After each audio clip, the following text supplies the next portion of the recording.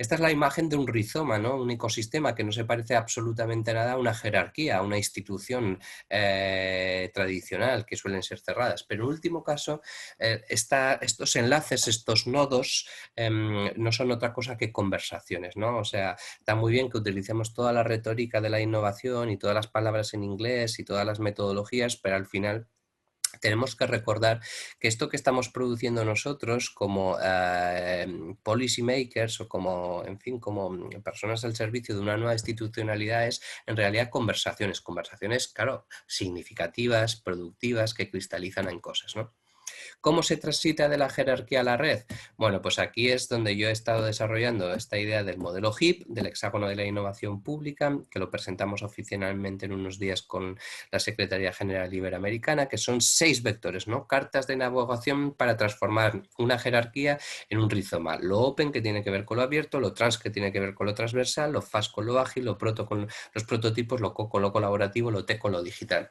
Abierto, ¿por qué? Porque nos interesa abrir las organizaciones. Una organización del siglo XXI no puede estar ajena a toda la energía social que abunda a su alrededor, ¿no? Hay un montón de energía ciudadana, de energía civil, en forma de empresas, en forma de activistas, en forma de ciudadanos, que hay que incorporarla, no solo por legitimidad democrática, sino también por operatividad. Transversal en el sentido de que, bueno, que necesitamos miradas diagonales, transversales. La complejidad viene completamente coimbricada. La pandemia, el feminismo, la desigualdad sistémica a nivel económico son problemas complejos, no son simples y necesitan abordajes transdisciplinares, ¿no? Miradas holísticas. Agilidad en el sentido de acortar las distancias. Necesitamos producir conversación en el tiempo limitado que tenemos. Prototipos, trabajo sobre pilotos, productos mínimo viables, que reducen el nivel de abstracción de una conversación y permiten a las personas empezar a hablar de lo mismo, entenderse en torno a una maqueta, una app, en fin, un proyecto piloto. Lo colaborativo también hacia la interna de las organizaciones, ¿no? Esta idea de construir las cosas, de codiseñar, de lo cooperativo, construir comunidad. Si no construye comunidad, no es un buen proyecto de impacto social, no es un buen proyecto de innovación social o innovación pública. Y lo más obvio, ¿no? Lo digital, aprovechar la potencialidad conectiva que nos permiten las tecnologías. Este es por ejemplo, el ecosistema que estoy poniendo en marcha ahora, del Laboratorio de Aragón Gobierno Abierto, con varias líneas de trabajo, como veis un poco pues, en esa línea, ¿no? de esos 6 vectores. El primer proyecto piloto que pusimos en marcha utilizando esta idea de los 6 vectores, como contaba Ernesto, fue frenar la curva. El 12 de marzo todavía no había llegado la pandemia a Zaragoza, o sea, a España, pero ya teníamos una sensación de que esto era una cosa grande, ¿no? Aunque, si os digo la verdad, jamás a la magnitud de lo que luego acabó siendo con los días, ¿no? Pero el 12 de marzo, que era un jueves, nosotros hicimos varias llamadas desde el lab y dijimos, bueno, tenemos que canalizar la ola de participación y de energía social que previsiblemente se va a producir en España. Entonces decidimos llamar pues, a un grupo de emprendedores, a un grupo de hackers, a un grupo de activistas sociales. Y les dijimos, vamos a montar algo y vamos a montarlo rápido, vamos a montarlo en digital. Ahí tomamos algunas decisiones que fueron clave. En el lado de la derecha os voy poniendo los vectores, ¿no? que fuimos utilizando. En este caso fue fundamental que fuera ágil. Fuimos los primeros en toda España y por lo tanto los primeros en toda Iberoamérica, y que fuera digital, ¿no? Pero también nos interesaba esta idea de lo anfibio y de lo híbrido, ¿no? De lo transversal, en el sentido de que cupieran todos, que no fuera una respuesta institucional, que pudieran meterse en las organizaciones sociales, etcétera. Pusimos en marcha laboratorios ciudadanos, esta idea de co-creación acelerada en el tiempo en torno a prototipos, con una serie de objetivos. Y esta idea de la innovación abierta nos permitió además crecer muy rápidamente a través de nodos de alianzas, ¿no? Nosotros, esta idea de los laboratorios, de las redes, en fin, del trabajo de afecto y confianza que habíamos tejido durante años, luego nos sirvió para ir organizando esos nodos de freno a la curva que iban creciendo en los diferentes países, que acabó hasta en 22 países. Esto es una barbaridad, ¿no? la idea del mapa, ¿no? Cómo quisimos pasar a la acción y que, bueno, pues en fin, que las personas que no necesitaban ayuda la pudieran canalizar a través de un mapa muy sencillito. La idea de los proyectos locales, claro, nosotros somos el gobierno de Aragón, montamos este lío, pero también nos interesa impactar en Aragón, pues montamos una centralita de donaciones ciudadanas o un proyecto de reparto de material escolar a niños sin conectividad digital, libros que unen, que ha sido una pasada. Y con desafíos comunes, que yo creo que ya por ahí ya estabais vosotros colaborando, etcétera. Bueno, pues fue una convocatoria, 140 candidaturas de 15 países, 300 colaboradores. La derecha, como veis, estos van iluminando pues muchos de los vectores. Bueno, este es el proyecto de Libros que Unen, el proyecto del colaboratorio, el Festival de Innovación Abierta, que inaugura un poco esta idea de los encuentros virtuales en los que nos ponemos cara, y que fueron 12 horas ininterrumpidas de programación. Ahora ya no tiene tanto mérito, pero seguramente fuimos los primeros que lo hicimos en toda Iberoamérica, ¿no? Y tuvo mucho seguimiento. Y bueno, al final dibuja este mapa de impacto en el que conseguimos implicar a 2.000 personas, 400 de Aragón, que es de donde nace, otras 1.000 de España, otras 1.000 de Latinoamérica, 105 proyectos piloto desarrollados por otros tantos equipos, mapas en 18 países, bueno, pues en fin, un impacto como brutal, y más de 300 organizaciones, ¿no? Todo ello en un dispositivo que no existía, ¿no? Todo montado en aproximadamente un par de meses. Esta es la historia un poco de Frena la Curva.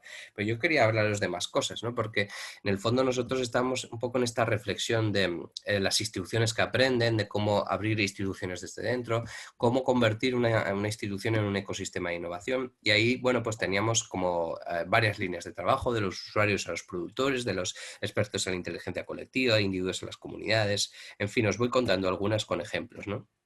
Esta es la idea del hexágono que os contaba antes, de los 6 vectores. Pero bueno, reforzando las ideas, ¿no?, de los usuarios a los productores, es un poco esa transición del ciudadano cliente, del ciudadano administrador a los ciudadanos productores, ¿no?, a los prosumers, ¿no? Y pongo el ejemplo de IKEA, porque los de IKEA han sido muy inteligentes al convencernos de que montemos nuestros propios muebles, porque en el fondo nos gusta montar los muebles. Ellos se la ahorran, tú te la ahorras, pero en el fondo además cuando te montas el mueble es que te gusta, ¿no? Que es como divertido. Y esta idea tiene que estar muy presente en el diseño de los proyectos públicos, ¿no? Nosotros en Aragón tenemos el portal de gobierno abierto que permite el diseño de todas las políticas públicas, de las leyes, de los planes estratégicos, y que tiene, bueno, pues en fin, diferentes funcionalidades que no puedo profundizar. Este es el modelo propio de participación con herramientas offline y herramientas online, que tiene 6 fases y, bueno, es muy interesante.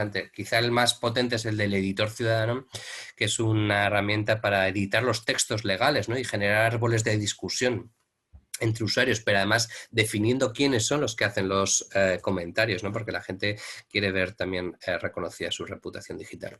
Este es el proyecto de la colaboradora dentro de la azucarera.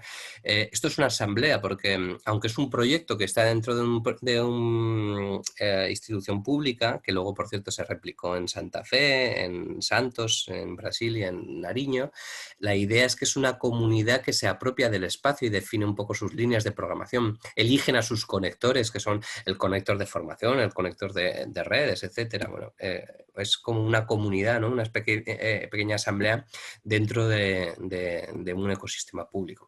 Este es el proyecto Made in Zaragoza, que es un clúster hiperurbano de economía creativa con el que intentábamos proyectar pues una marca de ciudad, pero también una forma de hacer, y funcionaba muy bien porque blogueros iban escribiendo contenido de, bueno, pues yo qué sé, de los diseñadores de moda, de los diseñadores de joya, o de los artistas o arquitectos, y se generaba ahí pues un nuevo tipo de conversación muy interesante, ¿no?, en el que nosotros simplemente habíamos generado el marco, la narrativa, ¿no?, pero lo que hacía era coger la fuerza, ¿no?, que ya existía de este tema de la blogosfera y tal, ¿no?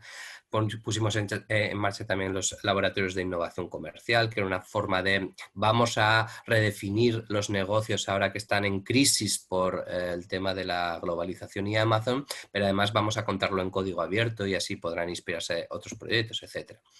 de las ventanillas a las redes, pues por ejemplo el trabajo que estamos haciendo ahora desde el blog del laboratorio, ¿no? El blog no solo para contar las cosas que hacemos, sino el blog también para crear una comunidad, para crear un think net, ¿no? Esta idea de los think tank, de laboratorios de ideas, pues bueno, pues un think and do, ¿no? Un laboratorio de ideas y de cosas que hacer, que por ejemplo genera temas y esos temas, hay un comisario que abre el tema e invita a 5 o 6 personas, no de Aragón, quizá del mundo, a deliberar sobre esos temas y el blog se convierte ya en una herramienta de conectividad. Claro, cuando Salta frena la curva, nosotros tenemos un montón de conectividad exterior porque llevamos 2 años y pico con herramientas como este blog o como el blog ZAC, que tiene muchos más años de mi época en Zaragoza Activa. Hemos generado ya una estrategia de afectos y confianza digital, ¿no? Este es el blog de Zaragoza Activa, de hecho, ¿no? Que tiene más años y que, bueno, pues que en fin, también os lo recomiendo, es muy interesante.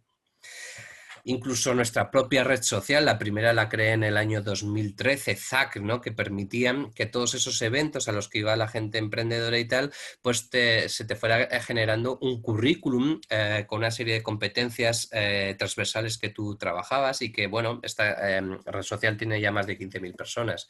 Pero es que además, bueno, te permitía hacer ese currículum y colgarlo. Luego os lo utilicé en este otro proyecto que es Cebol, ya en el Gobierno de Aragón, en el sentido de que te permite acreditar toda tu trayectoria voluntaria, esas 3.000 horas que hace un chaval de 14 a los 30 años en los scouts, en el centro deportivo, en el centro cultural de su tal asociación de teatro, de tal, es voluntario y que está aprendiendo un montón de cosas, pero que eso nadie lo valora porque es educación no formal. Bueno, pues nosotros hemos generado esta plataforma, ¿no?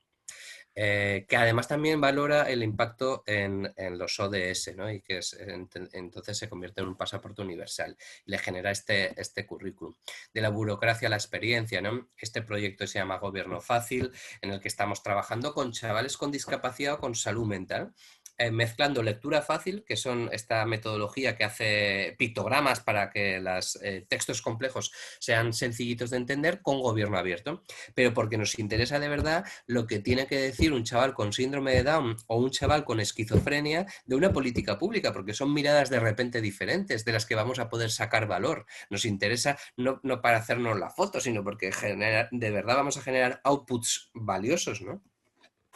De la experiencia de la inteligencia colectiva, parecido pero con los niños, ¿no? Open Kids, un proyecto concebido antes de la pandemia que somos capaces de adaptar al contexto de la pandemia, participación infantil, y en el que consideramos a los chavales, a los niños, sujetos protagonistas, protagonistas de su propio proceso de cambio, ¿no?